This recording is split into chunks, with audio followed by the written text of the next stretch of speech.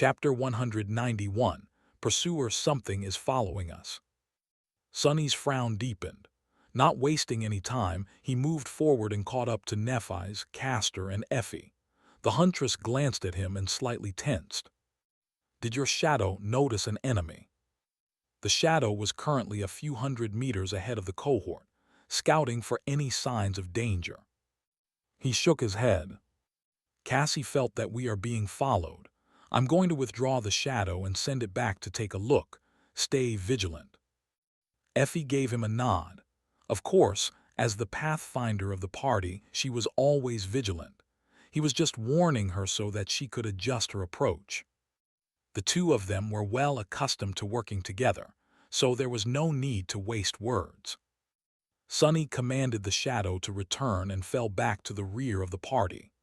Once there, he concentrated on the shadows that surrounded them, trying to feel if there was something there that could not be seen.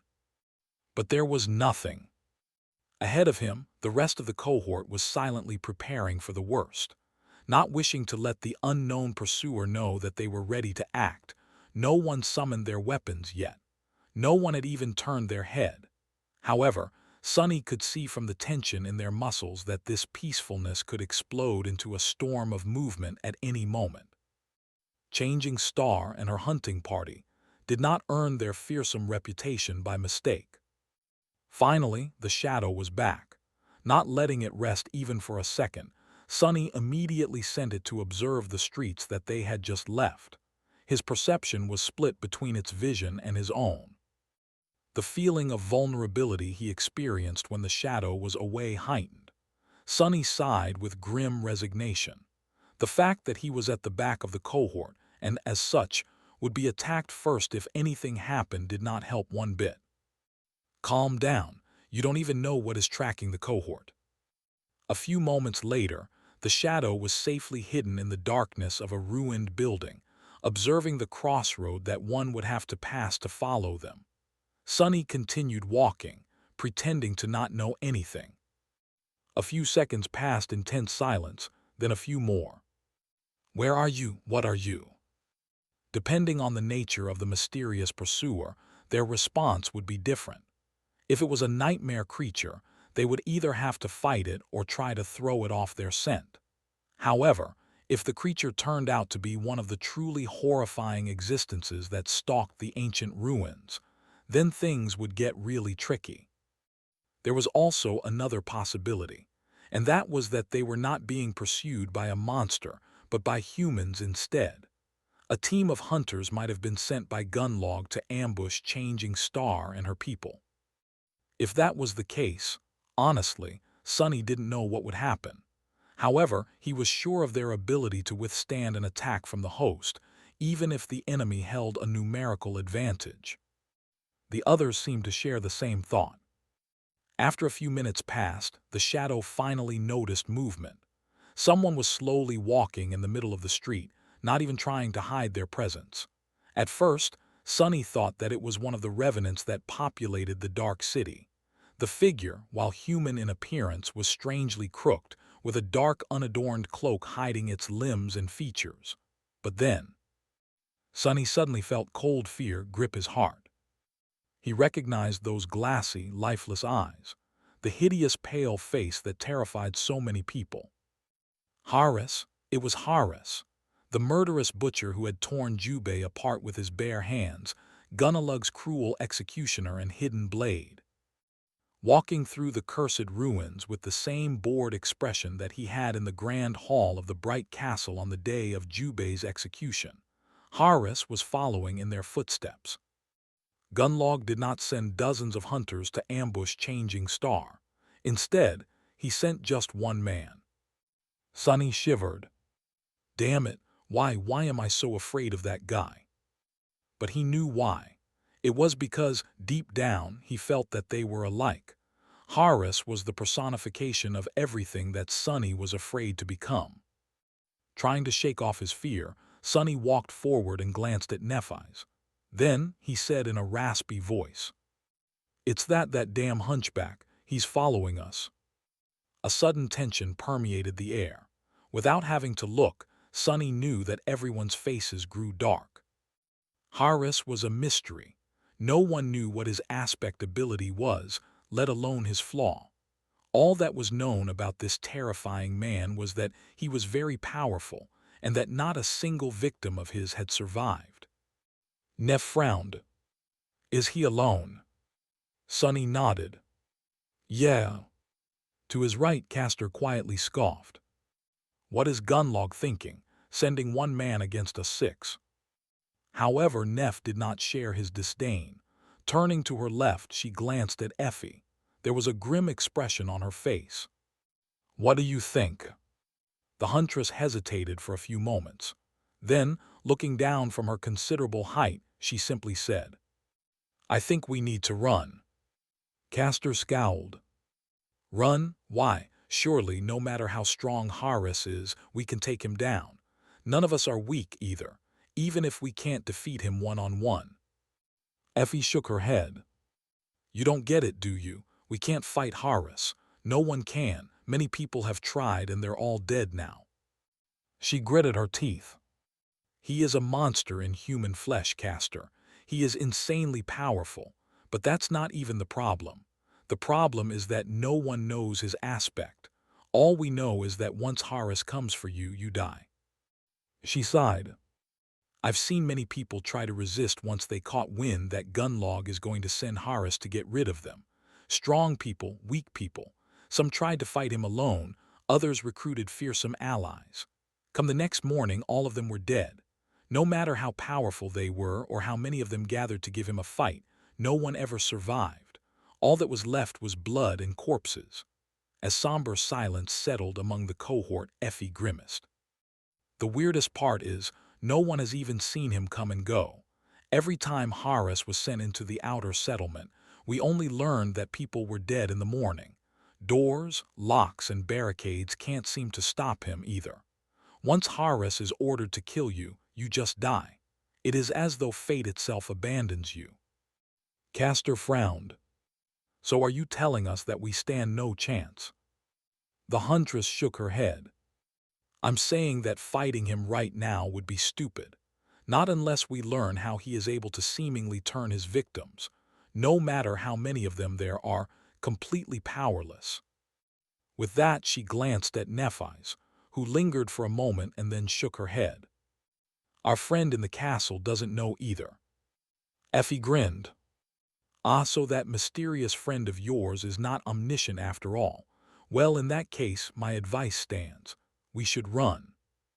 At that moment, Sonny finally spoke up. "But Effie, can we even run away from him?" The smile disappeared from her face. Suddenly grim, she hesitated for a while and then said, "I know of a way, but it's going to be dangerous. Very dangerous. However, I don't know how else to shake him off our trail. So you decide, princess." Neff was silent for a bit, and then simply nodded. "We will face Harris some other day. Right now, reaching the resting place of the first cohort is the priority." The unruly huntress exhales, almost as if relieved. Then she said, "Then follow me, and prepare yourself." After that disturbing discussion, Effie changed their course slightly. Instead of moving straight south, they were now traversing the ancient city heading for its eastern border. Sonny wasn't too familiar with this part of the ruins. During the past few months, he mostly stayed north of the Bright Castle, sometimes venturing northeast. He stayed away from the western areas because they were closer to the Crimson Spire, and had not explored much of the south because it was too far away from his cathedral. The last time he had been here was on the day of the bloody fight against the Spire Messenger. Back then, they were headed for the ruins of the lighthouse that had once stood near the impregnable wall of the Dark City. Not that he had a lot of time to observe the surroundings. Pretty much all of his attention was concentrated on Harris, who was following them like a hound. He didn't like having to stare at the menacing hunchback at all. "Why don't you go fight some fallen creature and die, bastard?" However, Harris seemed to know the ruins just as well as Effie. He somehow avoided the worst creatures on his path while never losing the scent of Changing Star's cohort. At one point, A lone blood fiend attacked him from the deep shadows of a dilapidated building. Gunlog's executioner simply raised a hand and shattered the skull of the nightmare creature with one lazy punch. He didn't even blink. Big deal, I killed plenty of those too. However, Sonny had to admit that he was deeply unnerved by the power of the murderous hunchback. Maybe because he couldn't get rid of the feeling that by the end of it all, only one of them would remain alive. And he wasn't sure which one. Soon, they were nearing the tall expanse of the city wall. Not too far away, the remnant of a giant tower lay broken on its side, stretching far away into the distance. The buildings that the tower had fallen on thousands of years ago were shattered and turned into dust. The ancient lighthouse might have been proud and magnificent once. Perhaps it had even served as a symbol of the defiant will of the people of the ancient city, burning as a shining beacon in the eternal darkness of the cursed night. But it had fallen a long time ago, just like the people that built it. At least its ruin remained.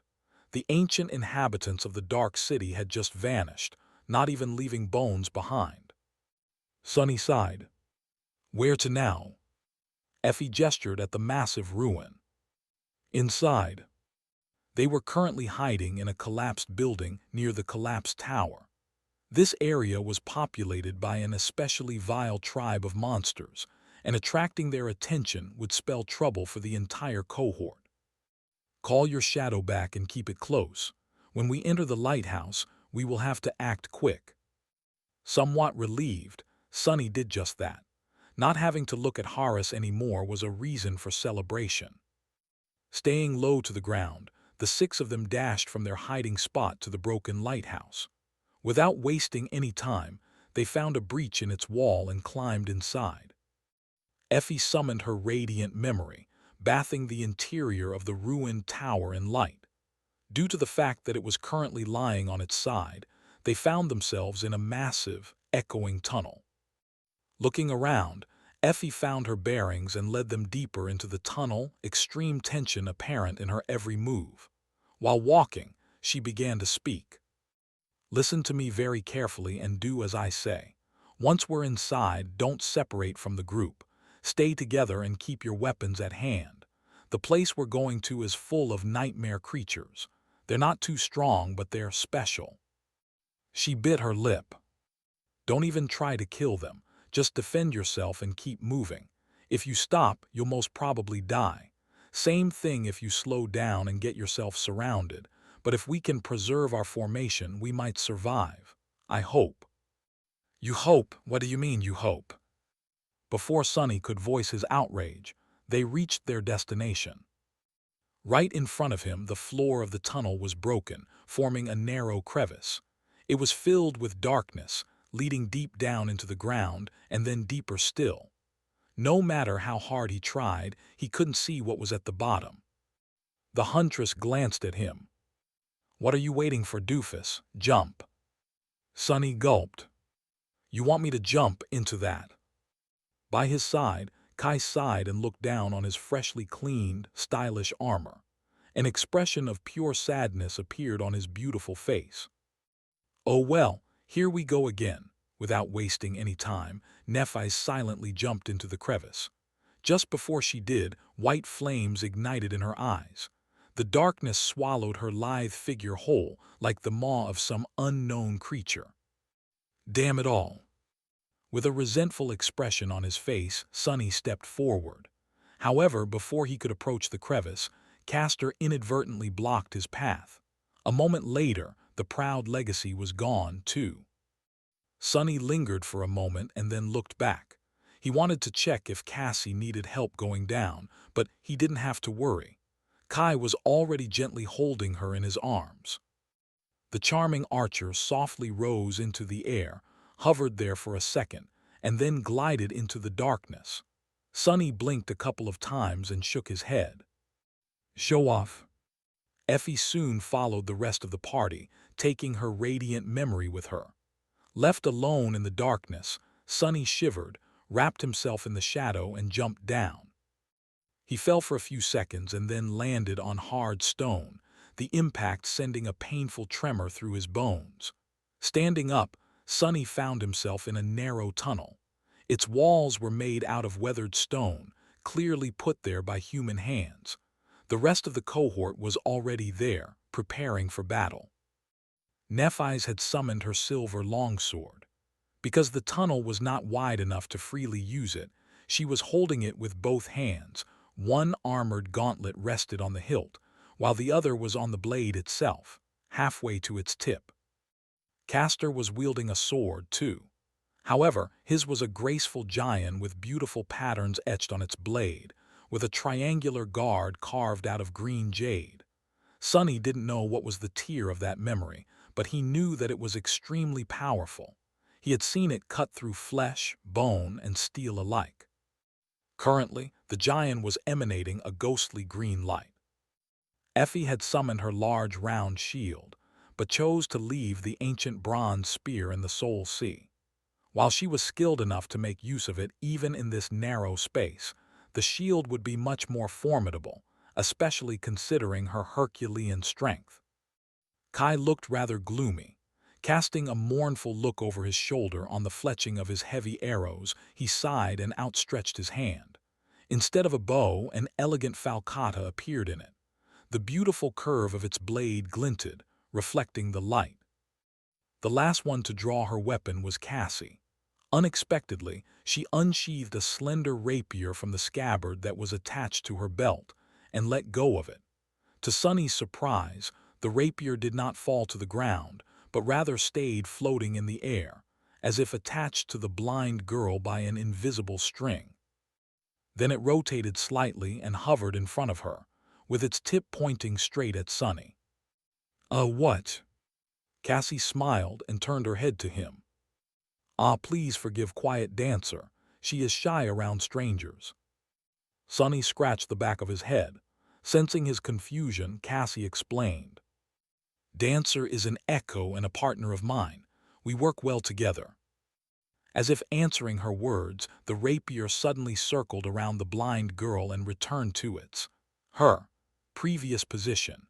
It was still pointing at Sonny in a rather unfriendly way, though.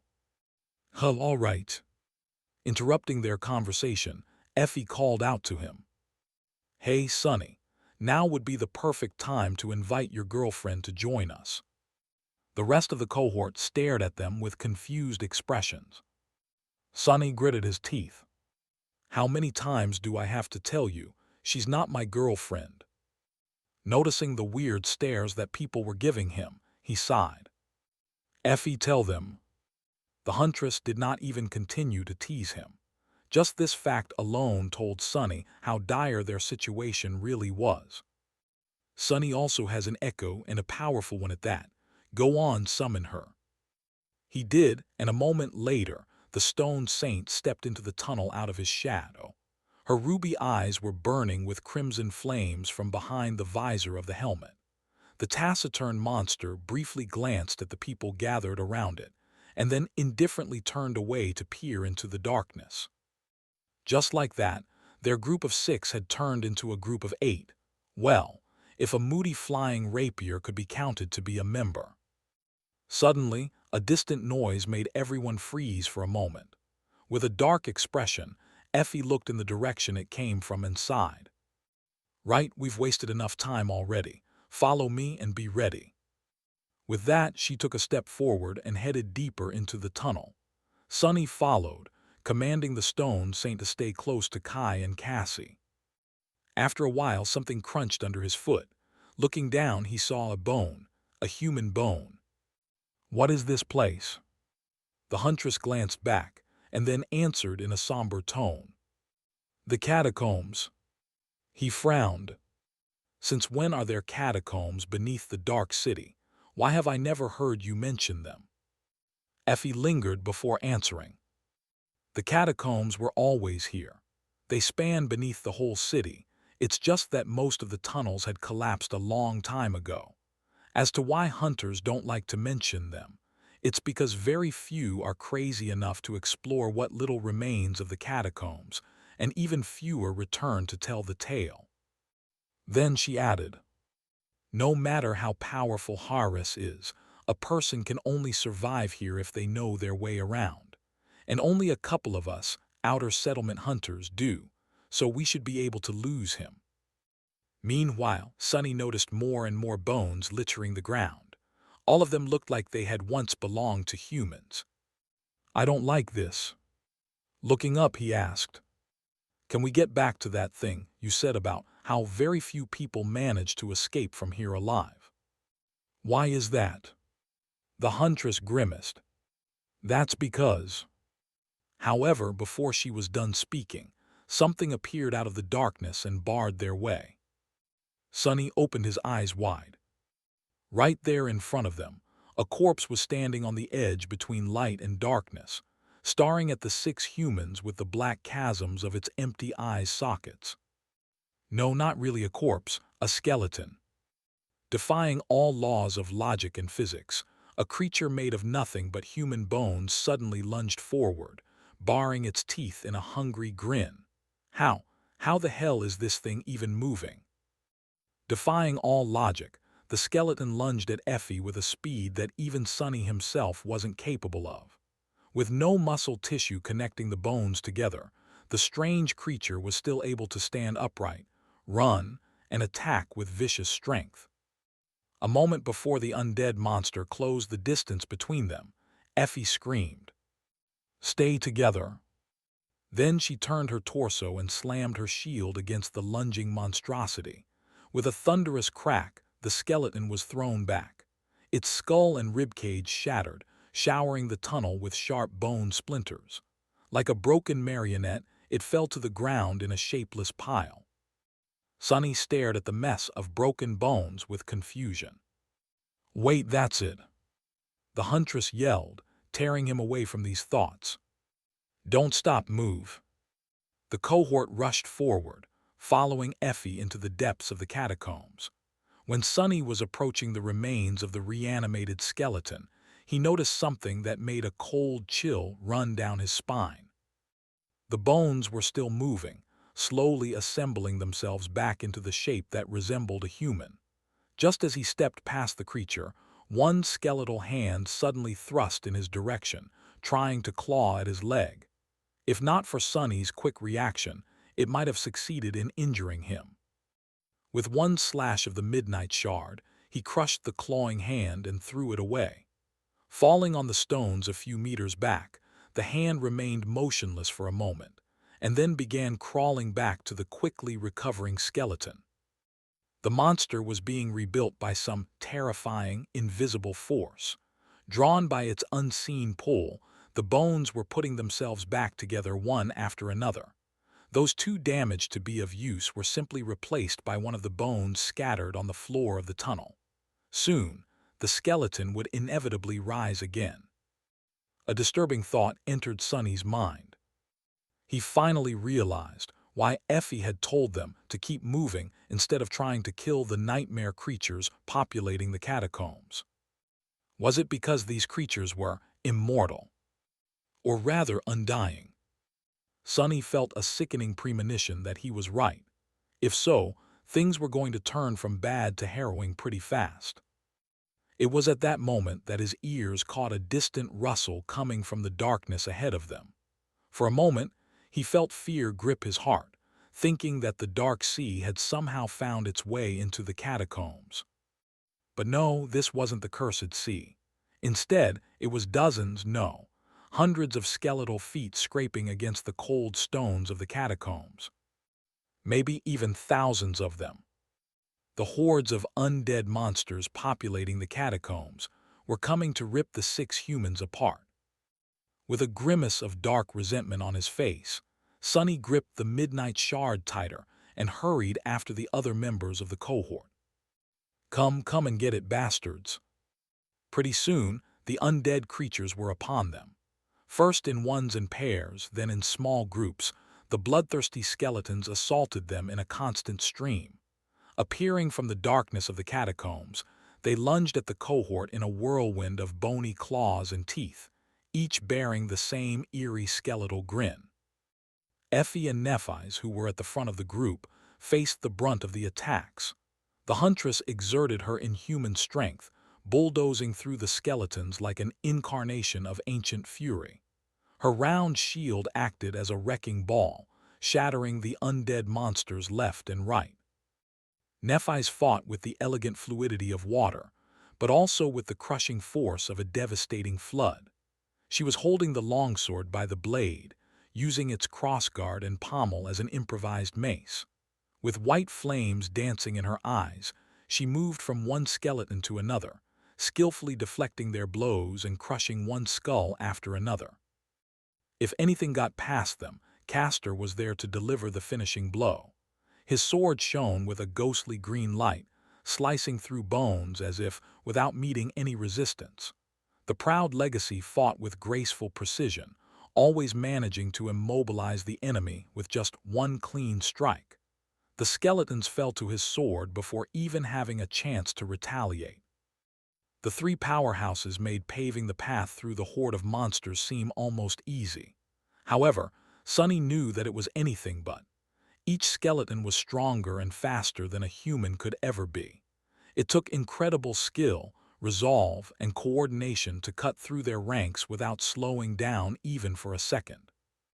Soon, he was forced to taste the true menace of these undead abominations for himself. Sonny, Cassie, and Kai were relatively safe at first, but with each passing minute, their situation worsened. The catacombs were a real maze. More and more often, the tunnels they were taking began to open into complicated crossroads and connect with other branching paths. When that happened, undead creatures could lunge at the cohort from the side, bypassing the impenetrable barrier of Changing Star and her two champions. More than that, as the number of skeletons destroyed by them increased and several minutes passed, the abominable monsters began rising back from the ground and dashing in pursuit of the party, soon attacking it from the rear. Eventually, the cohort was constantly assaulted from all sides. When Sonny first had to raise his sword to repel a straggler that lunged at him from the side tunnel, he acted with calm precision engraved into him by countless hours of practice. Slashing with the midnight shard, he cleanly beheaded the undead creature. Augmented by the shadow, his takai managed to cut through solid bone without that much effort. Sonny knew that losing its head won't kill the skeleton, so he instantly shifted his balance and kicked the monster in the chest, throwing it back. Although he expected that this would happen, the lack of the familiar voice whispering into his ear still unnerved him. Usually, he would have heard the announcement of the kill already. But these abominations were immortal, so the spell remained silent. Lamenting the fact that he would not be getting any shadow fragments today, Sonny moved away from the decapitated skeleton and sighed. Well, at least this isn't as bad as I thought it would be. But just a few minutes later, he bitterly regretted thinking those words aloud. Once the cohort was surrounded from every side, Sonny, Cassie, and Kai had to join the battle in earnest. Sonny wasn't too worried for the blind girl and the archer, because they were protected by both the stone saint and the quiet dancer. His shadow was possibly the worst enemy the bloodthirsty skeletons could face. Moving with the cold precision of an emotionless battle machine, she used both her sword and shield to deflect and destroy any enemy that dared to approach them from the sides. The graceful and devastating dance she was performing was a true sight to behold. The quiet dancer zipped through the air, supporting the shadow and covering any lapse left in the barrier of steel created by her. If something got past the two of them, Kai was there, using the curved blade of his falcata to crush the undead monsters, almost as if felling them with an axe. He was holding hands with Cassie, guiding the blind girl through the dark maze of the catacombs. However, it seemed as though her ability to orient herself in space had seen a considerable improvement in the past 3 months, perhaps due to the connection she shared with the flying rapier. She was now able to move quickly without using her wooden staff for support, at least. Looking at the two of them, Sonny grew somewhat sullen. Both Kai and Cassie were incredibly beautiful people, Holding hands and surrounded by nothing but darkness and monsters, with the charming young man gripping an elegant sword, they looked like an image from a book cover. They looked perfect together. Sonny, on the other hand, well, at least he had his shadow to keep him company, and the ordinary rock. However, he didn't have a lot of time to wallow in self-pity, because his was the second most important role in this furious moving battle, holding the rear of the cohort all by himself. Let me show you what I'm capable of. As more and more skeletons rose from the ground and attacked the party from behind, Sonny had to really exert himself. At first, he only had to fight one undead monster at a time. Despite their tremendous speed and strength, the skeletal creatures were not that hard to defeat.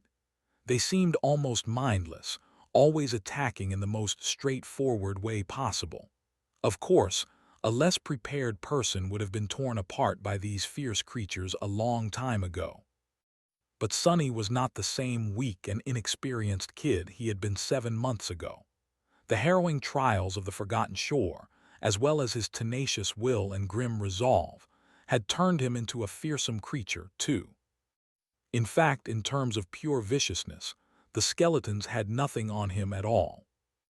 Wrapping the midnight shard into the shadow to slice through the tough bones of the undead monsters easier, Sonny employed every bit of battle prowess he had learned from his practice with the stone saint to destroy his enemies.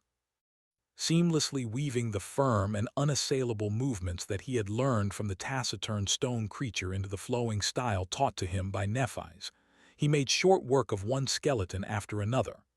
His blade sliced, slashed, and pierced through monster after monster, sending broken bones flying and cluttering to the ground. Of course, maintaining this state without falling behind the cohort was not easy. Sonny had never practiced fighting while on the run, especially not while moving backward. However, remembering Effie's words, he knew that being separated from the group and surrounded meant death, and thus made sure to never get too far away from his companions. At first, the situation was, if not easy, then at least within the scope of his capability. Sonny even thought that this was an excellent opportunity to put everything that he had learned in the past week to practice. Despite the fact that this battle was completely different from the way he had hunted monsters before, he was doing fine.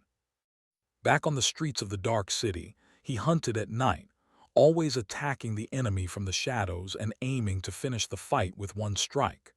The initiative was on his side, and so he was the one dictating the flow of the combat. However, right now, things were completely reversed. Sonny was the one being attacked, with enemies suddenly appearing from the darkness and instantly lunging at him. Put on the defensive, he had to react to the enemy attacks as opposed to being the one attacking. And yet, he was managing. He had anticipated that a situation like that would inevitably happen and put enough flexibility into his technique to withstand any type of peril. He was indeed putting his lessons to practice, cementing them in his muscles and bones. After all, just like Nephi's had said, 1,000 hours of training was not as impactful as one real fight. But then slowly, things began to change. After he had ruthlessly cut down a handful of undead abominations, suddenly, 2 attacked him at the same time. Sonny cursed and ducked to the side, narrowly avoiding having his head crushed by one of the skeletons. His sword blocked the vicious strike from the other one, and being pushed back a couple of steps by the force of the impact, he struggled to keep his balance. Not letting the monsters continue their assault unobstructed, Sonny dashed forward and twisted his body.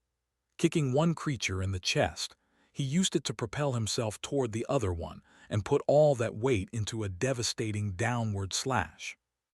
The skeleton crumbled into a pile of broken bones, and the edge of the midnight shard scraped against the stones, causing sparks to fly into the air. Knowing that his momentum was too strong to stop now, Sonny instead went with it, rolled over his shoulder, and got back to his feet just in time to meet the attack of the remaining monster face to face. His sword cut a sharp arc, severing both arms of the skeleton. Sonny instantly sidestepped the undead creature and delivered a low horizontal slash, breaking its legs. Making sure that the monster wouldn't be standing up anytime soon by piercing its skull with the tip of the midnight shard, he hurried to catch up with the cohort. Briefly glancing at the rest of his companions, he made sure that they were not dead yet and swiftly turned around, ready to face the next monster. Then his heart skipped a beat.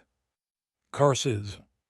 3 skeletons were rushing at him, menacing grins frozen on their skinless faces. After that, things became hectic. Sonny had to push himself to the limit to fight against multiple opponents while maintaining the pace with the rest of the group. Knowing that slowing down meant death, he slashed, dodged, blocked, and moved back without allowing himself even a moment of respite. Slowly but surely, countless wounds began accumulating on his body. But even then, it wasn't enough. So he pushed himself past his limit. After all, this was the exact situation he had been preparing himself for, by enduring the ruthless onslaught of the Stone Saint day after day. The inevitability of having to fight against an overwhelming force. Dark, vehement fury ignited in his chest, washing away pain and fear. Come and get me, I'm right here. Who did they think they were trying to kill? Noticing 4 new abominations answer his call, Sonny couldn't help but laugh. Good. Their assault came fast and without mercy, not leaving him any room to breathe. But Sonny welcomed it. Dodging one of the skeletons, he dashed forward and positioned himself behind another one, so that its body blocked the path of the third. He couldn't do anything about the 4th one for the moment, but its attack was accounted for. It was going to hurt like hell, but not to the point of killing him. Blood Weave was going to take care of the rest. The midnight shard cut through the air and severed the undead creature's knee, causing it to clumsily fall to the ground. At the same time, cold fingers tore into Sonny's side. He had already shifted his body to make sure that they were not going to damage any vital organs. With Puppeteer's shroud taking most of the damage, Sonny only ended up receiving 5 deep scratches, which then instantly welled with blood. Ah, crap, that hurts. But he didn't regret it. The only thing he regretted was the fact that, with the shadow wrapped around the midnight shard, he couldn't observe its movement during this long and arduous fight. Just imagining the kind of insight he could have gleaned from it filled him with avarice. Turning around and revering his grip on the sword, Sonny commanded the shadow to move onto his body. Almost instantly, he felt a rush of power fill his muscles. In the same fluid movement, Sonny took a step toward the monster that had just wounded him and delivered a crushing blow with the pommel of the takai. The skeleton's jaw flew away in a rain of broken teeth. Taking another quick step, Sonny circled around the disoriented creature, hooked his hand around its damaged skull, and tore it clean off the spine. Then he pushed the decapitated creature into the 2 remaining ones, briefly slowing down their approach. By the time the undead abominations regained their balance, Sonny was already upon them. The midnight shard flashed 3 times, turning the 3 skeletons into 3 piles of bones. Taking a step back, he narrowly avoided the claws of the last remaining skeleton, the one whose leg he had chopped off at the start of the skirmish. Sonny glanced at the creature that was madly crawling toward him and finished it off with one powerful thrust. Then he groaned. "Ah, crap, I think I overdid it." Sonny was bruised, hurting all over and covered in blood. What's worse, he was exhausted. This moving battle was too intense and had lasted for too long. Even with his endurance enhanced by the blood weave, he was nearing the point where his performance would start dropping rapidly. Once that happened, he would die. Because the damn undead creatures were not only immortal, but also tireless. Just as this thought appeared in Sonny's mind, a new wave of skeletons lunged at him from the depths of the tunnel. Tiredly raising his sword, he gritted his teeth. Time for Plan B. At some point, The tunnel they were currently in was briefly drowned in a brilliant wave of pure white light. Glancing over his shoulder, Sunny noticed that Nephise had finally summoned her flames, channeling them into the blade of her sword, just like on the day they had fought against the carapace demon. Faced with the blinding radiance of the incandescent blade, the skeletons almost seemed to melt. Perfect timing.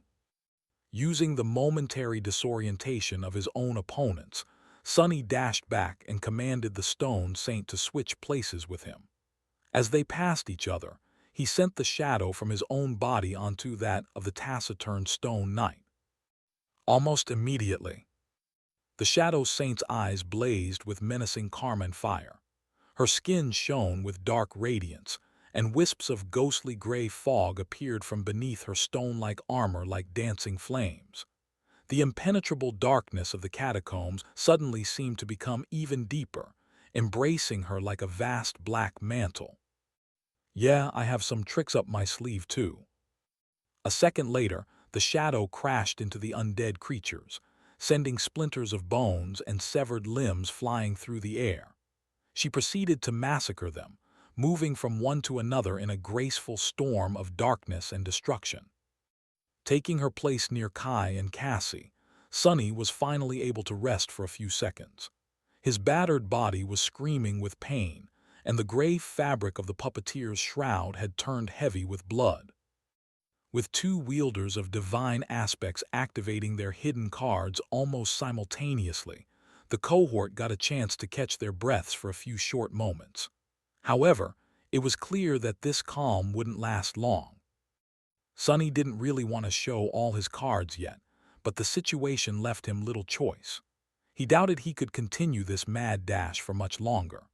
Plus, chances were that the rest of the party, preoccupied as they were with their own share of the undead monsters, would either fail to notice the sudden alteration happening to the stone saint or assume that it was just an ability of hers. Using the opportunity, Sunny took a look at the condition of his companions. It was not good. Changing Star's armor was battered and torn, with blood seeping down her right side. Effie's shield looked like it was on the verge of coming apart, while her white chiton was painted red. Castor managed to preserve some semblance of a collected look. However, there was a deep gash under one of his eyes, his face bloodied and grim. Kai was doing not much better. He was pale and visibly exhausted, his auburn hair disheveled and soaked with sweat. Sunny didn't even want to think about his own sorry appearance. Only Cassie, whose Tier 6 armor made her less likely to be attacked by an enemy, looked more or less fine. However, her flying rapier had several visible nicks on its slender blade, and looked tired and dispirited overall, as much as a flying weapon could look like anything. In short, one thing was painfully apparent from their state. If things didn't change soon, all of them were going to die. Skillfully using his sword to cut down a skeleton that had suddenly lunged at him from a side passage, Sunny strained his lungs and shouted, "Hey, Effie, how far are we from the exit from this damned place? When is this going to end?" Swatting away an undead monster of her own, the huntress briefly glanced back and grinned. "What do you mean, end? What does she mean? What do I mean? Isn't it obvious?" Turning back to concentrate on the horde of enemies in front of them, Effie yelled. "What end? This was just a warm-up." Sunny cursed and prepared himself for the worst. A few moments later, the short respite they had gotten was over. With a sound that reminded him of rushing water, a terrifying wave of undead monsters crashed into their formation, threatening to break it apart. Effie braced for the impact and withstood the furious onslaught, somehow managing to split the wave in two. From one side, Changing Star dove into the torrent of skeletal wraiths, her incandescent sword cutting through them like a ray of pure sunlight piercing the darkness. From the other, Castor's enchanted blade was doing the same. The scion of the Han Li clan moved with astonishing speed, turning into a blurry whirlwind of ghostly green steel. Everything that touched it turned to dust. Sunny glanced at Kai and said in a hoarse voice, Prepare yourself." In the next moment, the wave of monsters was upon them. Left without the comforting protection of his shadow, Sonny could only rely on his own ability, cunning, and technique. Dashing forward, he clashed with the first skeleton. His sword flashed through the air with lightning speed, and a headless corpse instantly fell to his feet, blindly clawing at the stones in front of it. Sonny had never fought like this. From the first day on the Forgotten Shore, he always had something helping him resist the horrors of the dream realm, be it his shadow, cover of darkness, changing star, or the stone saint. Now he had to face the torrent of nightmare creature with nothing but his own frail human body and resolve. This was the ultimate test of pure skill. Gritting his teeth, Sonny tried to remember the feeling of clarity he had experienced after the carapace centurion had crushed his ribcage with one strike of its terrifying bone scythe. All unnecessary thoughts were obliterated by his will, leaving only two. Kill your enemy. Prevent the enemy from killing you. Using this clarity, he entered the state of flow. His perception expanded, absorbing every detail and aspect of what was happening in the dark tunnel. His thinking accelerated, turning the mayhem that surrounded them into a stark and streamlined pattern of cause and effect. Connected to the underlying law of it all, Sonny was able to react to the actions of his enemies faster and predict them better. Shimum. With a hissing sound, the midnight shard cut the air and slashed the next monster across the chest, splitting the skeleton diagonally in two. Without paying the defeated creature any attention, Sonny instantly lunged at the next one. His movements were fluid and unpredictable, but also grounded and firm. Every strike, every step was calculated and efficient, focused on delivering the maximum amount of damage while preserving as much of his strength as possible. It was a perfect combination of the two seemingly contradictory battle styles that he had learned. Just like that, Sonny danced between the countless undead monsters, his sword cutting one after another down. The midnight shard wasn't unimaginably sharp like Castor's giant, nor filled with annihilating white flame like Nef's radiant longsword. However, it refused to give in and remained unbroken. No matter how many tough bones the takai cut, not a single dent appeared on its blade. With blood streaming down his body and sweat biting his eyes, his muscles on the verge of breaking apart and his lungs desperately burning for air, Sonny somehow kept up this mad tempo and fought.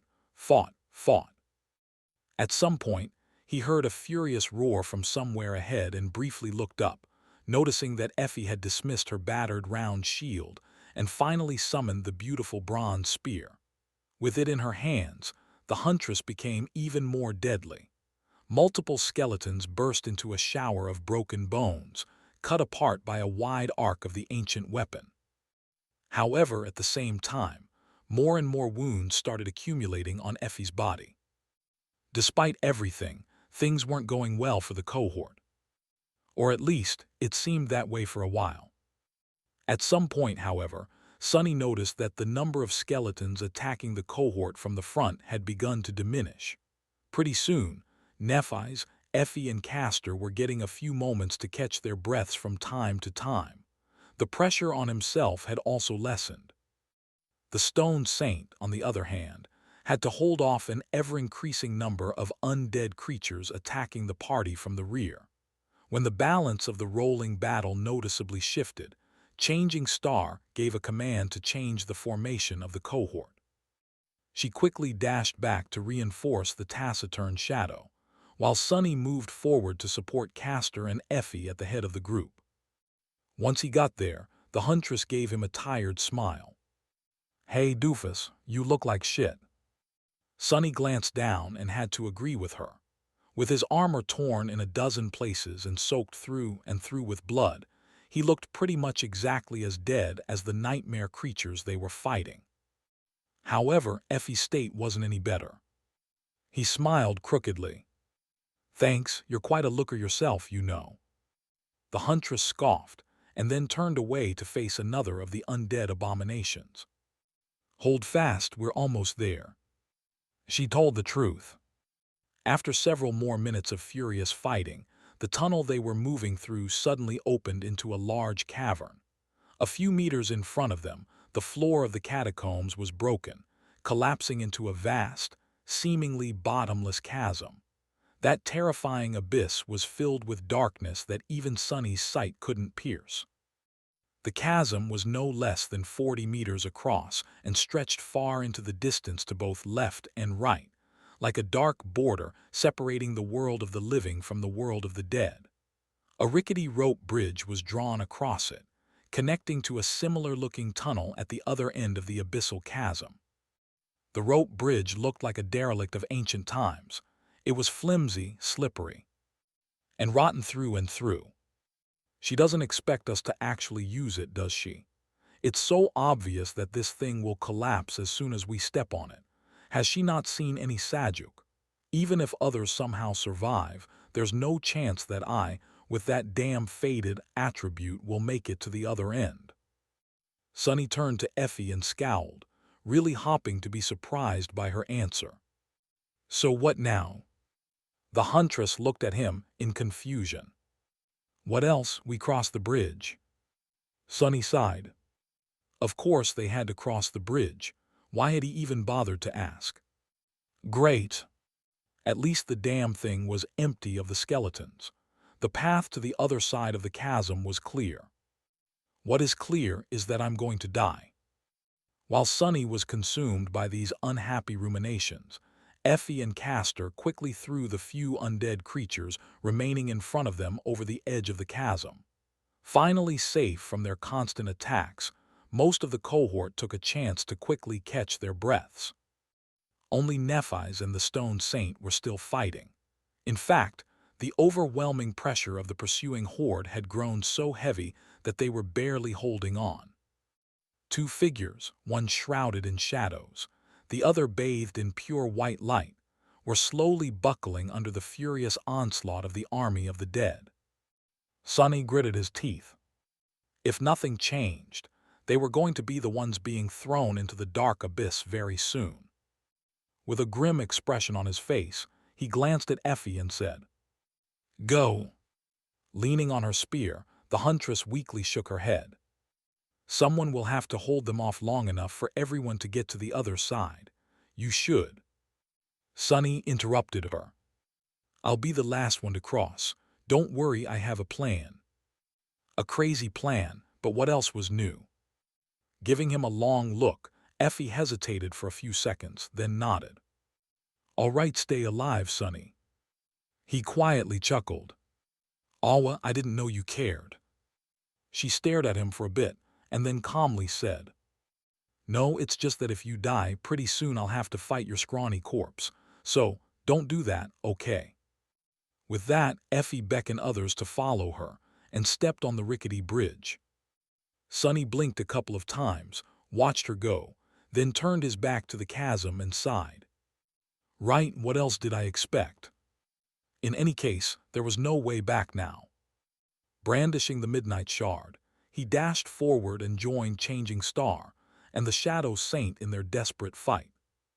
Dispatching a couple of skeletons, Sunny briefly turned to Nephi's and said, Retreat to the bridge, Saint and I will hold them off. Her eyes shone with white flames through the visor of the Starlight Legion armor's helmet. A moment later, he heard a hoarse voice. Are you sure? He dodged the claws of an especially menacing monster, bashed it away with the pommel of the takai, and yelled. Yes, but... Another undead creature fell to the midnight shard. When you get to the other side, you need to destroy the supports of the bridge. Do you understand? Changing Star hesitated, almost missing the timing of her attack. Then she asked, What about you? Sunny laughed. Don't worry about it. I have a way to get across. Neff didn't answer for a while. Finally, she simply said, All right.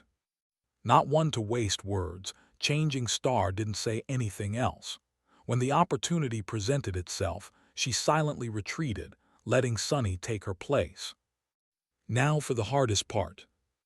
With Nephi's gone, All the monsters of the catacombs descended upon the stone saint and him. Sonny cursed, feeling that the tiniest mistake would spell his doom. The onslaught of the undead horde was beyond anything he had expected. Desperately trying not to drown in the torrent of ferocious abominations, Sonny fought with everything he had left. Damn it all! How the hell was she able to hold this position for so long?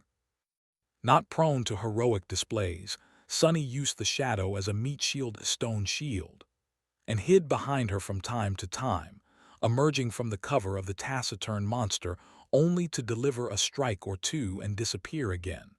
The two of them worked beautifully together, almost as if sharing one mind. Well, what else did he expect? She was his shadow, after all, and his shadow was currently wrapped around her stone body.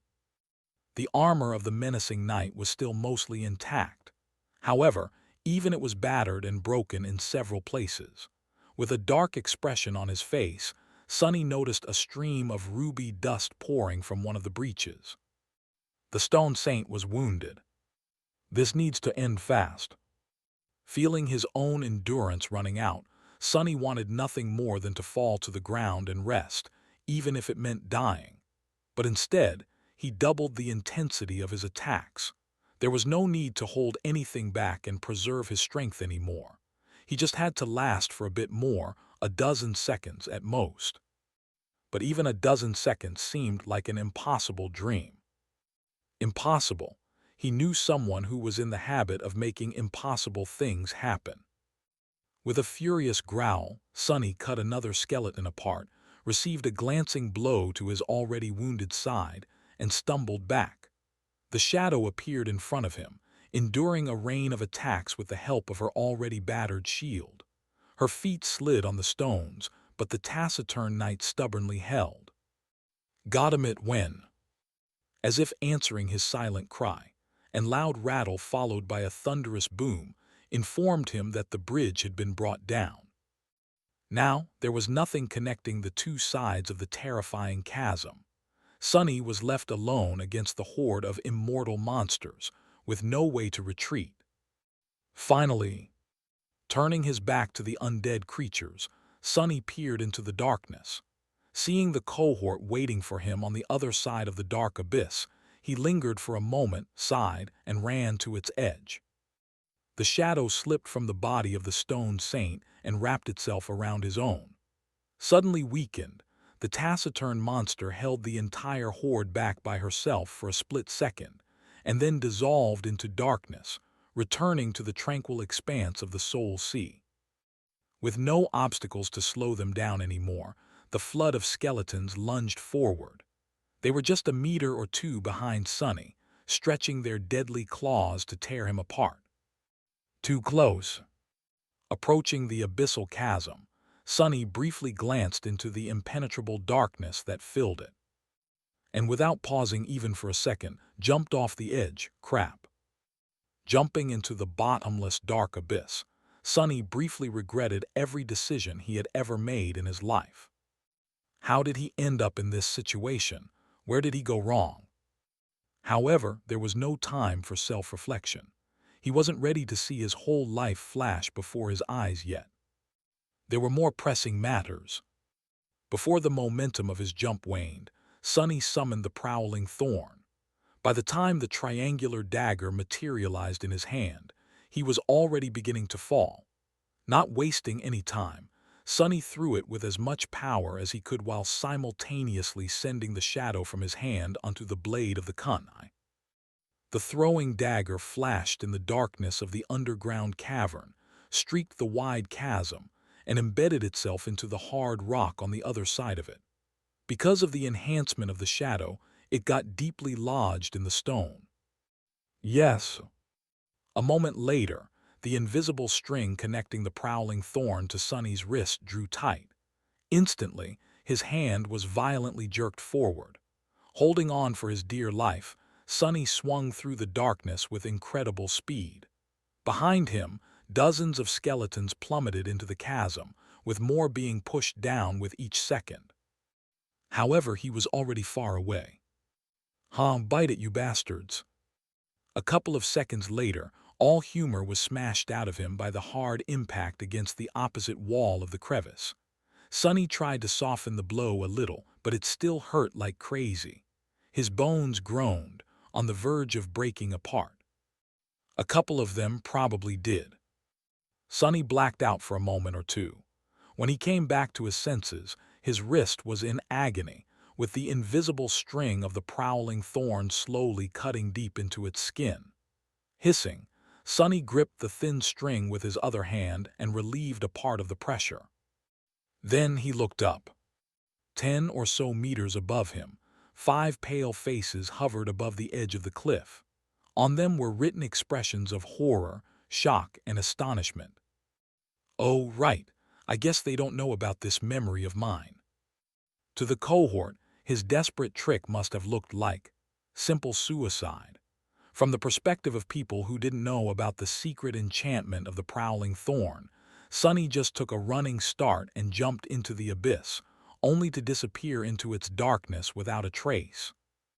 It was as though he had chosen to sacrifice his life to give the others a chance to escape, like some sort of a stupid hero would. Do they even know me? Like I'd ever do something like that? Swinging on the invisible string, Sonny strained his aching chest and yelled, "Hey idiots, I'm down here." Slowly, 4 of the 5 faces turned to look straight down. Their expressions were rather comical. Cassie simply tilted her head. But her expression was priceless as well. Grinning, Sonny began to climb up. Since the string of the prowling thorn could change its length at will, he commanded it to shorten and rode comfortably all the way up, stepping lightly on the vertical wall of the chasm from time to make the process faster. Soon, he climbed over the edge of the cliff and sprawled on the cold ground, breathing heavily. The rest of the cohort just stared at him. "And what?" Effie was the first to speak. Glad you're alive, Sonny, but also what the hell, how did you do that?" He simply threw her the kunai. Once the huntress bent down to pick it up, Sonny pulled on the invisible string and made the dagger fly back into his hand. Oh, that was a piece of cake. Nothing that a knife and a piece of string can't solve, more or less. He decided to omit the fact that he had almost soiled his pants in the few short moments between jumping off the edge of the chasm and successfully embedding the prowling thorn into the rocks on the other side of it. Effie blinked a couple of times, then slowly straightened herself up. "Cool memory, where did you get it?" Sonny dismissed the kunai and tiredly waved his hand. "You know those porcupine monsters back in the city? I got it off one of those." With that, the others left him alone. They were all hurt and dead tired, too. Everyone needed to rest and patch up their wounds. Nephi's made a move to try and heal them, but was stopped by Effie. The huntress darkly shook her head. "Not yet. There's one last hurdle to overcome. We'll need you to be at the top of your game." Changing Star glanced at her, lingered for a few moments, but then sat back down. Out here, the word of the Pathfinder was the law. If Effie said that Nephi's needed to save her strength, then she had to obey. Sonny was too exhausted to care. He knew that he was not going to bleed out thanks to the blood weave, and that was enough for now. He just wanted to rest. Some time later, he heard a shuffling sound and looked up to see Kai sitting down near him. The charming archer looked way too pretty and put together for a person who had just lived through the same mayhem as them, but Sonny was starting to suspect that this infuriating trait was just something he would have to come to terms with. Maybe Kai had some weird attribute that made him look good no matter the circumstance. Looking at the beautiful young man, Sonny sighed and said, "Hey Knight, how are you doing?" Kai scratched the back of his head and answered, All right, I guess. That was intense back there, huh?" Sonny nodded. "Yeah, so what's up?" The charming archer hesitated for a bit. "Nothing, really. I just wanted to say 3 things to you." "What a strange guy." "Oh, all right, go on." Kai looked at him thoughtfully and said, Well, first of all, I now fully understand what you meant when you said that you are crazy. Because that jump of yours, that was really crazy. Sonny chuckled. I guess so. I'm alive though, aren't I? The archer gave him a nod and smiled. Another thing I wanted to say is that I also understood how you managed to survive all those months in the ruins. Your swordsmanship, I've never seen anything like it. I think that very few people in the Dark City would survive a clash against you. So, everything makes more sense now. Sonny didn't know how to feel about that praise. On one hand, it was nice to be acknowledged for something he worked so hard on. On the other hand, he still preferred being considered a cowardly weakling. It made killing fools far easier. He shrugged. Thanks, I guess. What is the third thing? Kai was silent for a long time, as though trying to find the right words. Finally, he shook his head and cautiously said, Right about that jump of yours. You do remember that I can fly, right? So I could have carried you over the chasm, no problem. So, why did you do it? Sonny stared at him silently for a while, an inexorable expression on his face. He got him it. To be honest, in the chaos of it all, he did forget about this crucial detail. After a long stretch of awkward silence, Sonny opened his mouth and said in a flat tone, Oh, it just seemed like a good idea at the moment. Kai blinked and gave him a strange look. A good idea. Sonny cleared his throat, then glared at the charming young man. It worked, didn't it? So let's not talk about it again. Ever. Okay. After a while, Sonny regained enough of his senses to warily look around. The tunnel they were currently in was somewhat different from those they had traversed while fighting the horde of undead monsters.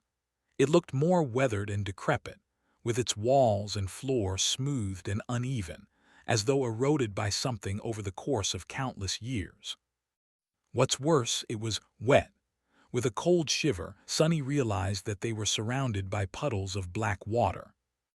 The smell of sea salt permeated the air. Looking up, he found the tall figure of the boisterous huntress and asked in a raspy voice, Where are we? Effie glanced at him and gestured up. 100 meters or so below the surface, pretty much exactly under the city wall. He stared at her blankly, slowly comprehending the meaning of these words. The huntress gave him a nod. Yeah, you guessed correctly. Come night, this place is going to be full of seawater. That chasm behind us is what prevents the catacombs from being flooded by the dark sea. She sighed tiredly. So, unless we want to drown or be eaten by some depth dweller, we need to get out of here as soon as possible.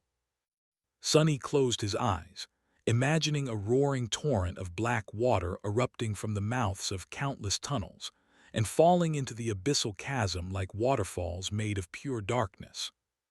Yeah, if they were still underground when that happened, sea monsters would be the least of their problems. The sea itself would kill them. Luckily, the day was still young. Effie's words served as a signal. A few moments later, Nephi's rose to her feet and glanced at the members of the cohort. Her pale face was calm and composed. Time to go, gather your strength. With sighs and groans of pain, everyone stood up. Sonny was the last one to follow suit. Ouch, that hurts. I'm really starting to wonder if fighting Horus was a better choice. But no, it wasn't. Terrible as it might have been, the battle with the skeletons was at least predictable. The damned hunchback, on the other hand, was a complete unknown. There was nothing worse than facing an enemy that you knew nothing about. As the cohort headed deeper into the tunnel, Sonny caught up with Effie and asked with a hint of idle curiosity in his voice. By the way, how do you even know your way around the catacombs? It wasn't like she could have leisurely explored these deadly tunnels alone. The huntress gave him a dubious look and shrugged. This knowledge is sort of passed down between the outer settlement hunters. I've been here a couple of times before, trying to escape from especially terrible nightmare creatures. Although, to be honest, I only descended this deep into the catacombs once." Effie shivered. "I was new in the Dark City at that time. Back then, the strongest hunter in the outer settlement sort of took me under her wing. We went down here with an entire party." Sonny scratched the back of his head and grimaced when his battered body protested against the sudden movement. "Yeah, that party must have been very strong to return from this place alive." The huntress glanced at him and smiled darkly. "Who said anything about returning alive? Actually, they all died. I was the only one to survive." Sonny stared at her for a long time and then asked, "If they all died, then why the hell did you bring us here?" Effie shrugged. "Because no matter how strong that party was, they weren't even close to this one. Do you even realize how powerful the six of us are all put together? God damn, I wouldn't want to be our enemy." Then she hesitated for a few moments and added, "Plus, this time, I know what we're going to face. We'll get out of here in one piece, trust me." Sonny wasn't a particularly trusting person, but at this point, he didn't really have a choice. Leaving the tall huntress alone, he walked in silence for a while. The tunnels were now strongly angled down. With each minute, the cohort was descending deeper and deeper underground. Slowly, his curiosity awakened.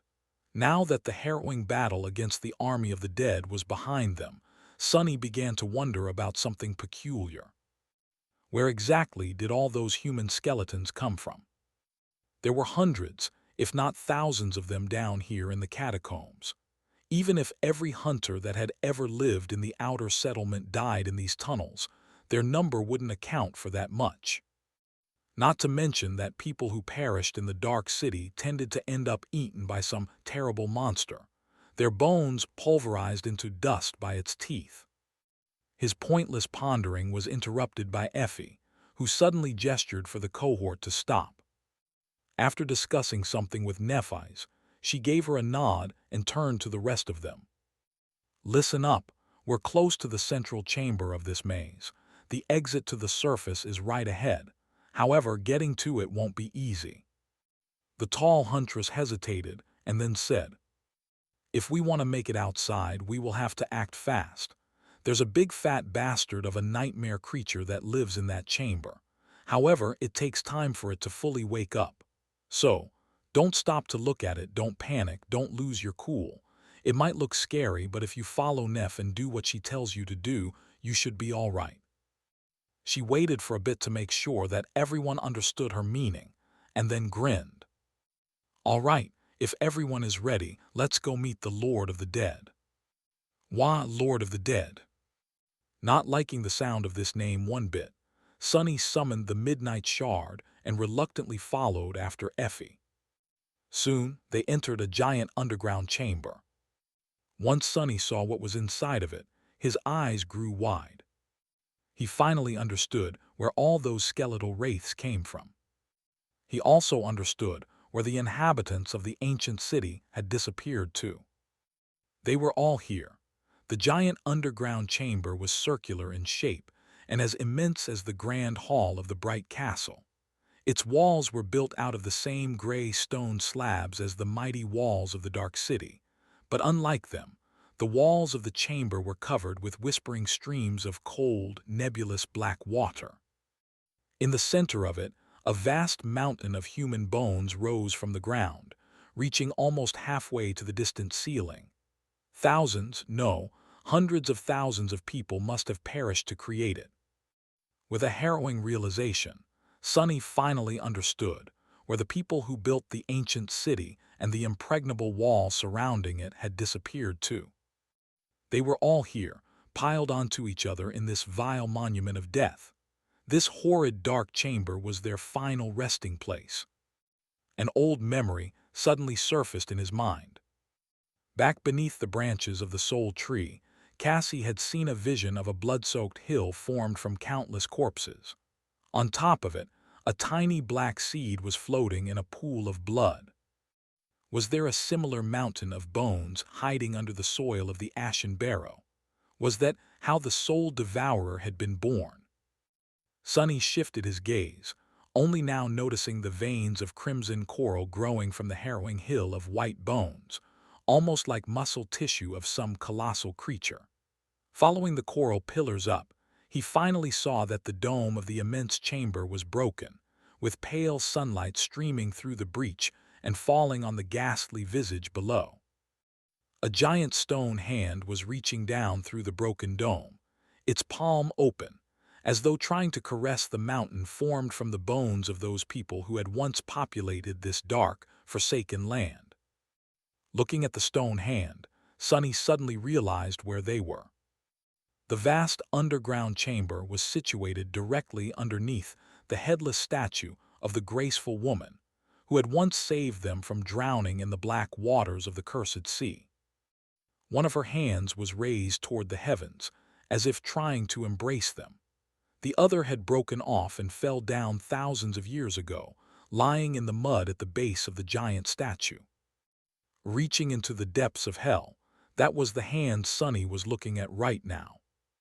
It was also their way out of here. Doofus, wake up. Brought back to reality by Effie's yell, he shuddered and looked around with a new understanding. So the exit the huntress had told them about was the breach in the dome of the underground chamber. With Kai's aspect ability and the help of the golden rope, escaping through it was not going to be a problem. But where was this Lord of the Dead that she had mentioned? From Effie's colorful description, Sonny had expected to see a giant monster slumbering in the heart of the catacombs. If memory served, her exact words were a big fat bastard of a nightmare creature. But he couldn't see anything. Unless... His eyes narrowed. And just at that moment, the mountain of bones suddenly moved. When the mountain moved, everything suddenly made sense. At first, Sonny thought that the unknown creature was sleeping inside the ghastly hill of bones. But then he realized that no, it wasn't. The mountain itself was the nightmare creature. This was the Lord of the Dead. Each of the countless bones piled on top of each other in the underground chamber was a part of its body. For a moment, Sonny was paralyzed by fear. Fat bastard, that is what you call a fat bastard. But then, the disparate pieces of information clicked in his mind, assembling into a vivid chain of cause and effect. Of course, why didn't I realize sooner? The mountain of bones, the horde of immortal skeletons, the Lord of the Dead, it all connected. The nightmare creature in front of him was a fallen tyrant. Tyrants were a fifth step in the evolution of nightmare creatures, and the name of that class was not coincidental. The fifth step represented rule and authority. That's why the blind monstrosity he had faced on the slopes of the Black Mountain was named a king, and that's why the abomination in front of him was named a lord. Classes differed from each other in terms of pure might, but most of the distinction between them was caused by a more fundamental reason. Higher classes possessed characteristics that, while not directly affecting the quantity of their power, gave it a qualitative change. For example, while beasts were mindless, demons and those above them were intelligent. That's why a demon, even if it was only slightly stronger than a monster, was in fact 10 times more dangerous. The characteristic of the tyrant class was that these nightmare creatures were capable of creating and controlling large amounts of lesser creatures.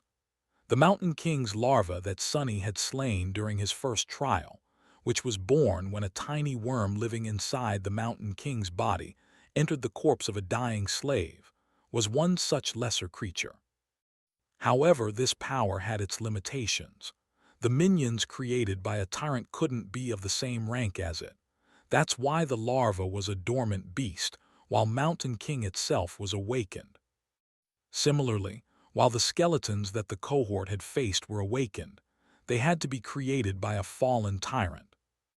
And something told Sonny that their immortality was tied to the Lord of the Dead, too. If someone wanted to destroy the undead army, they would have to destroy the abominable bone colossus first.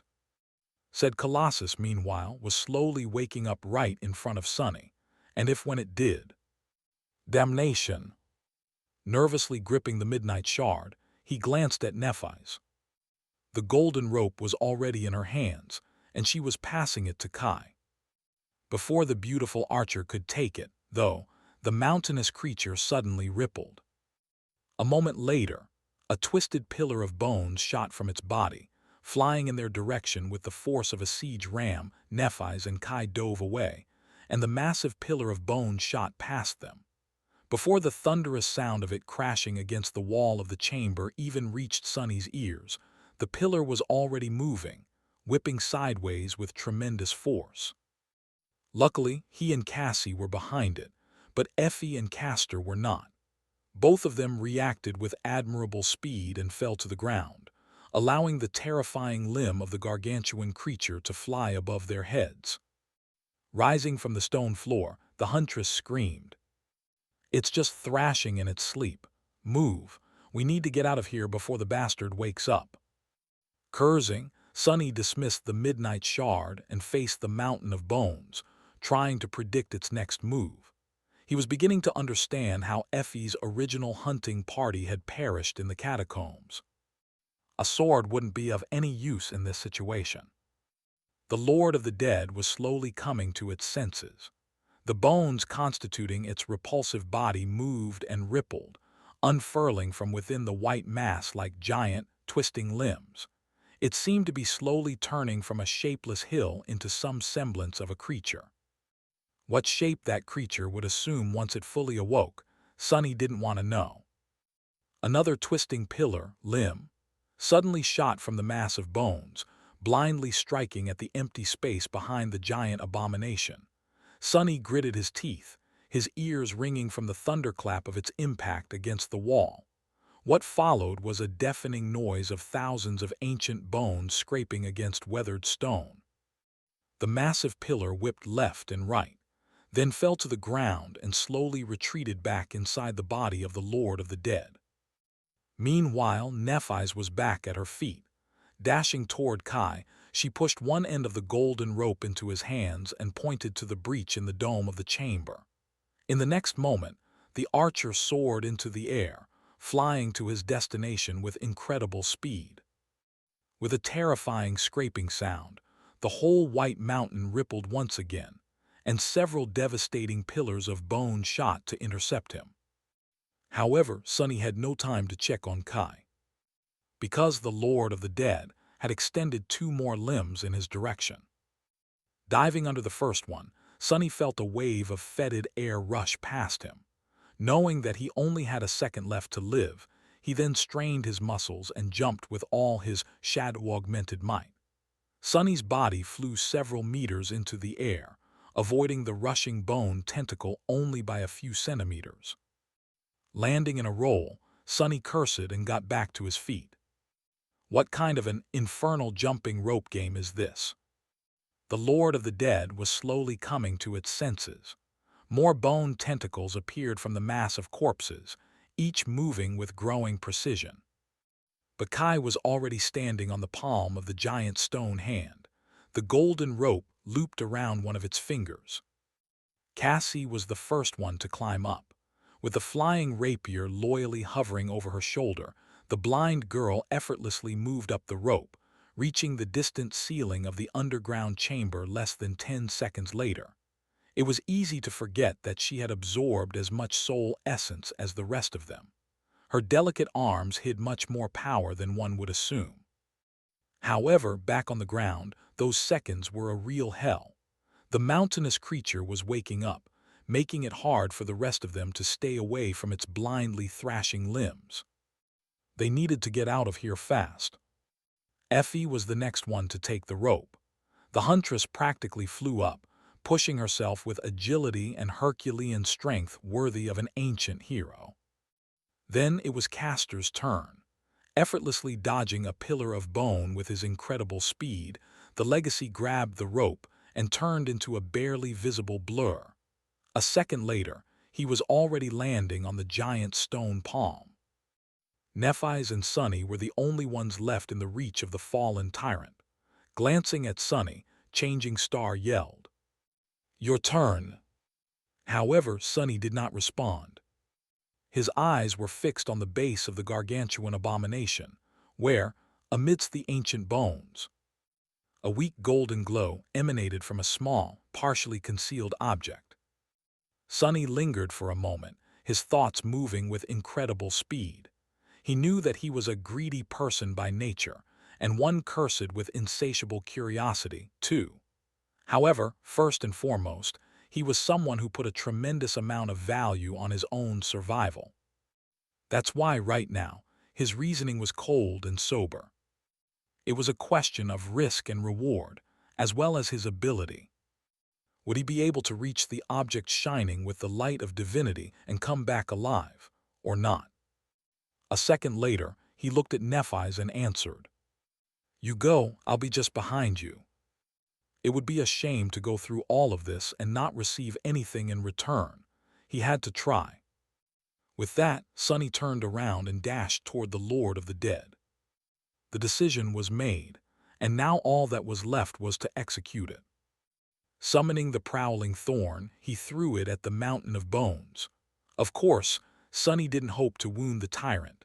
He just wanted to lodge the kunai in its body. Just as the throwing dagger pierced the mass of bones, a white limb suddenly shot in his direction, obstructing everything with its repulsive expanse.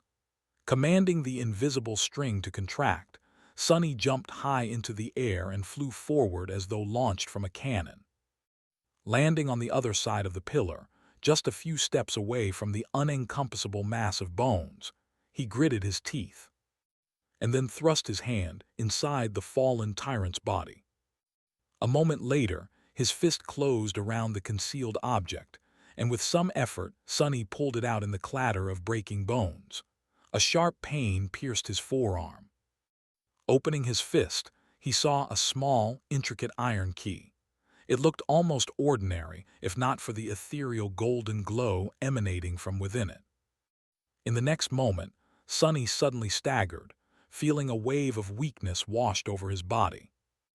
Rotating his forearm, he stared blankly at it for a split second, trying to comprehend what he was seeing. And when he did, his eyes widened in terror. Glistening in the dim twilight of the underground chamber, an enormous leech was attached to his forearm. The creature was about a meter long, its slimy skin slightly translucent and red as dried blood. It was indescribably repulsive. What's worse, though, was that its sucker had effortlessly broken through the leather vambrace of the puppeteer's shroud and sunk deep into Sonny's arm, splitting open his skin and muscles. Currently, the leech was gorging on his blood, its belly slowly ballooning as crimson fluid rushed into it with frightening speed. With a sense of disgust and horror, Sonny slammed his fist into the spongy flesh of the revolting monster. Augmented with the power of shadows, his punch was powerful enough to easily break a human skull. The abhorrent slug, however, did not even react to it. It just continued sucking out his blood.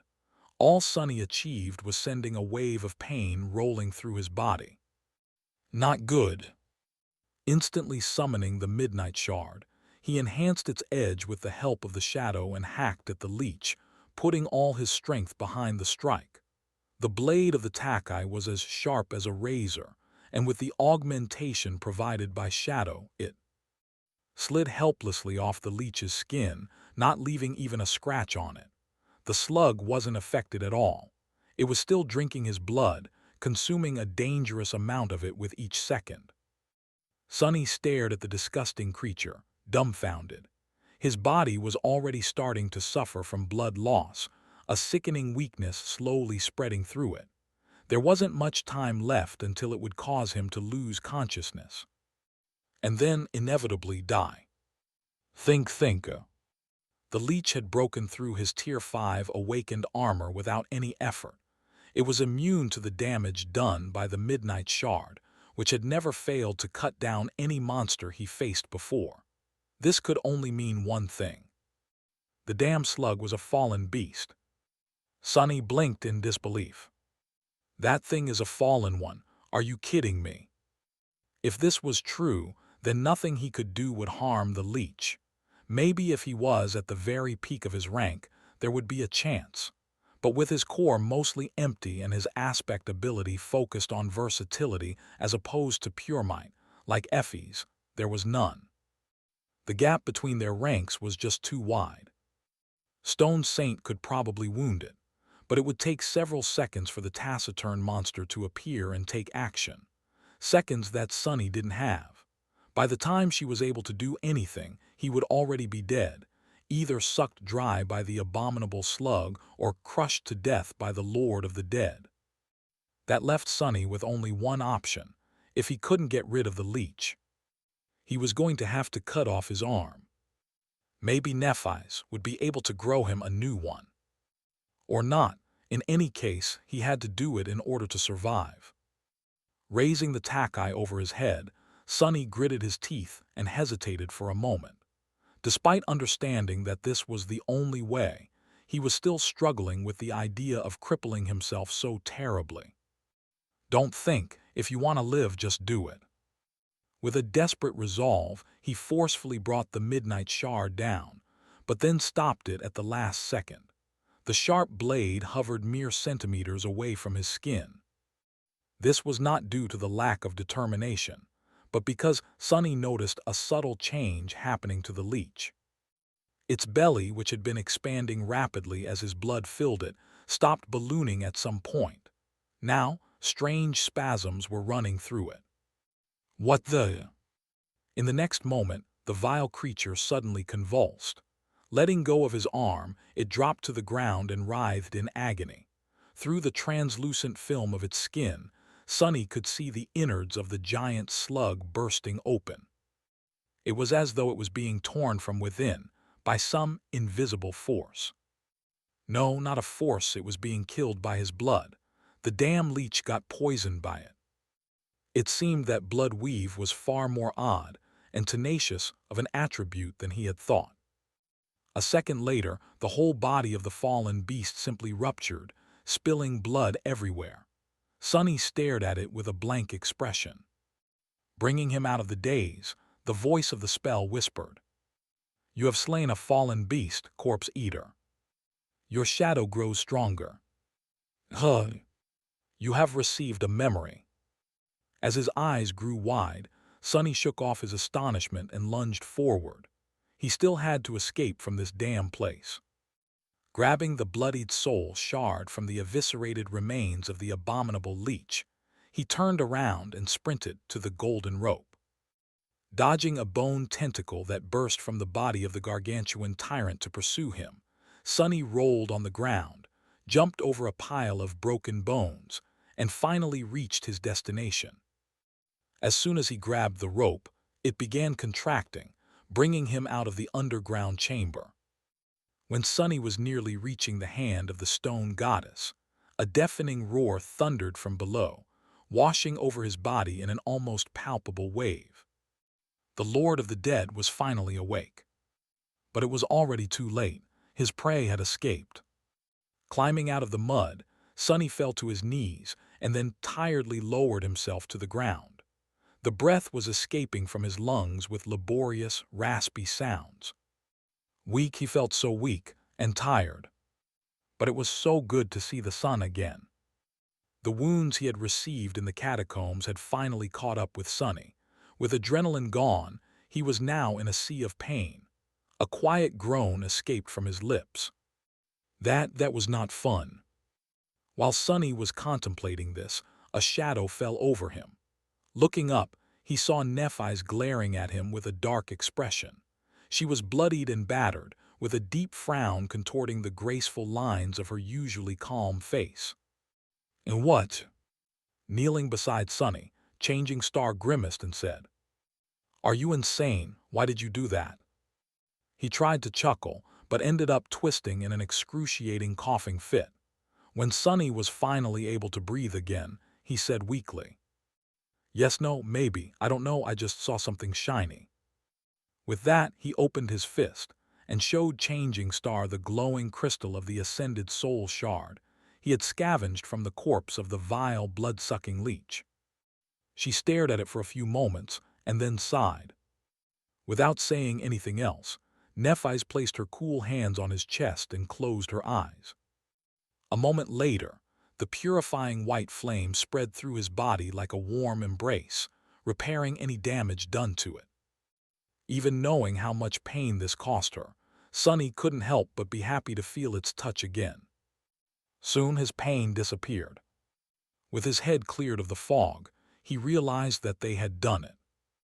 They had successfully escaped the Dark City. Who knew it would be so hard? A while later, they were resting in the shadow of the giant statue. Every member of the cohort looked nothing short of terrible, however. Beneath the bloodied slots and broken armor, their bodies were whole and sound. Changing Star had healed them all, and now she was the only one who was weak and exhausted. Using the white flame so much had taken a heavy toll on her.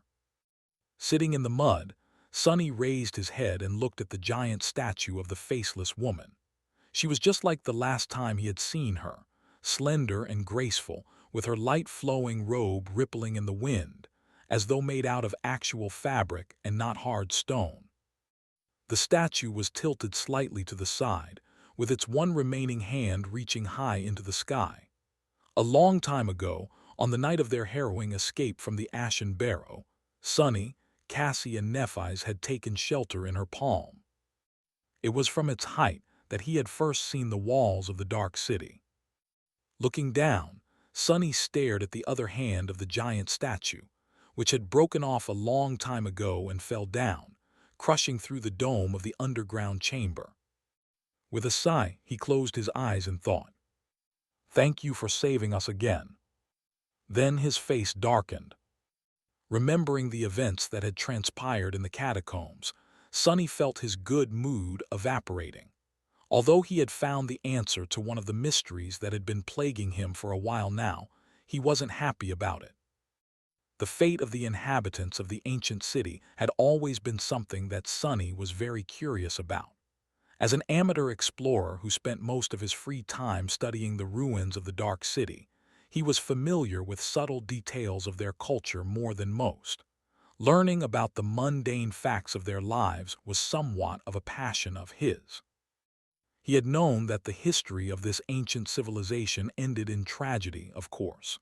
A cataclysmic disaster had destroyed it, turning the once prosperous land into the desolate hell it was today. But against all logic, Sonny still hoped that these people had somehow managed to survive. Perhaps they had migrated somewhere, leaving the ruins of their city behind. But now he knew that it wasn't so. All of them were right there below him, buried forever in a damp underground chamber, piled onto each other high enough to form a ghastly mountain of bones. More than that, their remains had been soaked in the cursed waters of the Dark Sea and turned into a vessel for the soul of a vile nightmare creature. There were a lot of questions about the fate of these people still lingering in his mind. How did they end up in that dark chamber? Had they died there, or had their bodies been brought there by someone or something? Later, how was the Lord of the Dead born? Was its inception the same as that of the Soul Devourer? But he didn't really want to know the answers anymore. He felt that learning them would only break his heart. With a sigh, Sonny decided to distract himself from these depressing thoughts with something uplifting and summoned the runes. One cluster in particular interested him the most. Shadow Fragments, 322/1000. He had received 4 fragments for killing the Corpse Eater, even though the manner of its death was rather peculiar. Having now killed nightmare creatures of the awakened, fallen, and great ranks, Sonny could surmise that his initial theory was right. The spell gave him double the fragments for killing enemies of higher ranks, according to the number of soul cores they possessed. An awakened creature would land him 2 fragments for each core, a fallen one 4, and a great one 16. It was easy to guess that killing a dormant creature, which was equal to him in terms of rank, would result in 1 fragment per core, while killing a corrupted one would result in 8. Made sense. It was the same as absorbing soul shards, with the difference being that shadow fragments entered his core at the moment of the kill, and without making a distinction between nightmare creatures and humans. Looking up, he glanced at the list of his memories. Memories: Silver Bell, Puppeteer's Shroud, Midnight Shard, Ordinary Rock, Prowling Thorn, Endless Spring, Blood Arrow.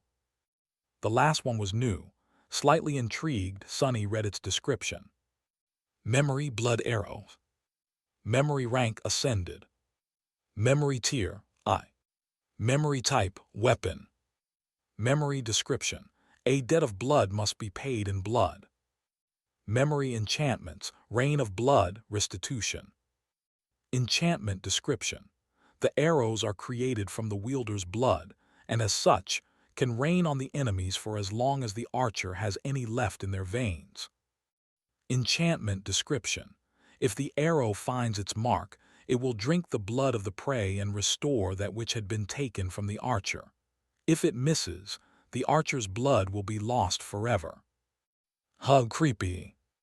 Since Sonny didn't know how to use a bow, this memory was useless to him, which was a real shame because it was the first ascended one he had ever received. Memories of that rank were extremely rare on the Forgotten Shore. He could either feed it to the Stone Saint for a couple of shadow fragments, or... Sonny glanced at Kai and frowned, lost in thought. While the blood arrow was of no use to him, it would be a real boon for the charming archer. With it at his disposal, he wouldn't have to carry a quiver with him, not to mention that each shot he made would be much more devastating. As long as Kai didn't miss, of course. If he did miss, he would be sacrificing his blood for nothing. Transferring the blood arrow to Kai would have made the cohort much stronger, but Sonny wasn't sure that he was ready to give up his first and only ascended memory. Not for free, at least. Torn, he dismissed the runes and decided to think about it later. In other news, the blood weave had revealed a new trait. Turns out, Sonny's blood was poisonous, or rather, damaging to anyone who ingested it. At least it seemed that way from the manner of Corpse Eater's death. He would have to experiment to find out more later. Or not. Honestly, Sonny didn't even know how one would go about checking something like that, and wasn't particularly eager to find out. After dismissing the runes, Sonny finally decided to take a look at the mysterious key. Subtly glancing around, he furtively took it out from beneath the vambrace of the puppeteer's shroud, where he had hidden it earlier. The intricate iron key lay on his palm, glowing with a pale golden light. The light of divinity. Sonny had no idea what the key was supposed to open. He had taken an insane risk and almost died to get it. Was it worth it? Honestly, he wasn't sure. But deep down, Sonny felt that it was. For some reason, he sensed that the small iron key would turn out to be extremely important to him. Sadly, the cohort did not get a lot of time to rest. Despite the fact that it wasn't even noon yet, they had a lot of ground to cover before sunset. The plan they had made at the start of the day was to leave the Dark City from the south by climbing the wall near the grandiose main gates, and then travel through the labyrinth to the next safe height, which was about 10 kilometers away. However, due to the fact that they had ended up in the catacombs instead and had to escape through the chamber belonging to the Lord of the Dead, the party was now to the east of the ruins, near the beautiful statue of the Faceless Woman. Not only did they have to circle around the city now, but there was also less time to reach safety before the flood of darkness devoured the Forgotten Shore once again. Standing up in a chorus of disappointed groans, the cohort assumed the marching formation and set out south. Walking through the mud of the colossal crater was not easy, but for the time being, they had no other choice unless they wanted to scale the monumental stone wall and return to the Dark City, of course. Luckily, with both Sonny's shadow and Kai scouting the way ahead, they didn't have to worry about being ambushed by monsters. So, for the time being, the only thing the party had to struggle with was moving their feet through the wet dirt. The monotonous silence was broken only by laborious breathing and slurping of mud. A while later, The impregnable and seemingly endless gray wall that loomed some distance away and above them slowly twisted, drifting away from the edge of the crater. They were finally leaving the cursed ruins behind. Turning around, Sonny looked back and studied the site of the city that had been his whole world for these past 4, almost 5 months. Far away, the floor of the gargantuan crater sharply rose, forming a tall slope. On it stood the unassailable wall of polished gray stone, firm and unyielding despite the thousands of years that had passed since the demise of its creators. From where he stood, Sonny could see the flood of crimson coral swelling at its base, sharp blades powerlessly scraping against the cold stone in hopeless attempts to find purchase. It looked as though the city was being besieged by the land itself. If it knew what awaits inside, the labyrinth would be trying to escape as far as possible from that damned place instead. With a sigh, Sonny looked up and noticed a lone human figure standing on the wall, watching them disappear into the distance. That figure was crooked and dark, emanating a cold feeling of foreboding. A few moments later, it turned away and disappeared from view. Harris had chosen to return to the bright castle. Trying not to shiver, Sonny lingered for a few seconds and then hurried to catch up with the group. They were safe from him, at least. For now, because the crater was too big, the bend of its edge was almost imperceptible. Only by looking far into the distance could one say that it was actually curved. Because of this, the cohort could have continued traveling through the crater for a long time without having to move farther away from the goal of today's journey, which lay to the southwest of their current position. However, they had to leave the crater and return to the labyrinth sooner or later, not only to escape the black water, but also because there was nothing to hide behind on this vast muddy plain. If any flying nightmare creature decided to attack them from above, the cohort would have no defense against it. The labyrinth, while hiding its own fair share of terrifying threats, at least offered some measure of protection. That's why, at some point, Nephi's led the party to the sharp slope of the crater, and the 6 of them climbed out of it. With the help of Kai and the trusty golden rope, the task wasn't hard at all. For some time after that, they walked on the ridge separating the crater from the labyrinth proper, but then, finally, had to turn west and enter the maze of crimson coral. Sonny couldn't help but sigh once the familiar coral walls surrounded him once again. He didn't miss the first months of his infernal voyage into the dream realm at all. Well, maybe a little, but not because of the damn labyrinth itself, that's for sure. The Crimson Forest was simultaneously the same and vastly different from the region of it that he had traveled through before. The coral maze itself was pretty much identical to how it had been east of the gargantuan crater. However, the creatures populating it in these parts were vastly different. There were no members of the Carapace Legion around, at least not anywhere Sonny could see. Instead, the dominant tribe of nightmare creatures in this region seemed to consist of nasty, spider-like critters that had a habit of decorating the walls and passages of the labyrinth with endless amounts of gray, incredibly sticky cobwebs. What's worse, their webs seemed to be made not out of spider silk, but out of thin metal wires that were as tough as iron and could cut the victim into little pieces if it thrashed too much after getting caught. Needless to say, getting yourself stuck in these webs was tantamount to a death sentence. The deeper into the labyrinth they went, the more of these cobwebs surrounded them. It came to the point where they had to use Cassie's flying rapier to clear the path ahead every few minutes, slowing down the speed of the cohort to a crawl. During one of these stops, Sonny rubbed his face and thought, "I just hope that nothing attacks us while we wait." Turning to him, the shadow glared for a few moments and then tiredly shook its head. It then placed one palm across its face and looked down, as if defeated. What did I say?"